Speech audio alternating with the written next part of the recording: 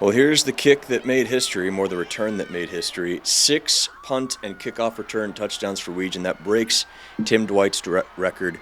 He did it in a span of 16 games. His first return score was a year ago this week against last month against Northwestern.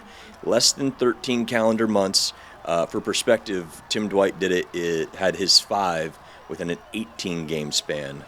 Also started in his junior year and going into his senior year. But the question's simple. Is he the best now? Has he surpassed Dwight as a return man?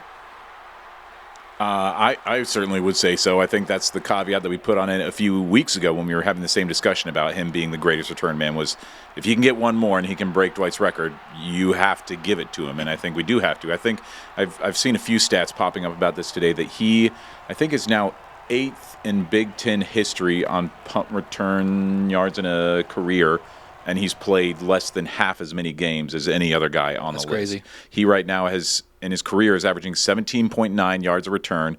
That right now would break the Big Ten career record, which has stood since 1942. Yeah. So we're talking like Tory Taylor type of numbers because he broke about a 80-year-old record held by Niall Kinnick. Or is that correct? That might not be correct. Yeah. But I think if he were to bump that up just even a tiny bit, it would be an NCAA career record if he sticks around that area, which it would not maybe be hard for him if he just gets a couple more returns of 25, 30 yards. I think it's hard to separate Tim Dwight, the football player overall, than Tim Dwight, the returner. Mm-hmm. Like he had 2,000 receiving yards, Tim Dwight, and 21 receiving touchdowns. Yeah. Wow. Wetjen has, a couple 200 yards receiving in his career and 1 receiving touchdown. So when you put their entire football careers together, maybe Dwight's still, right.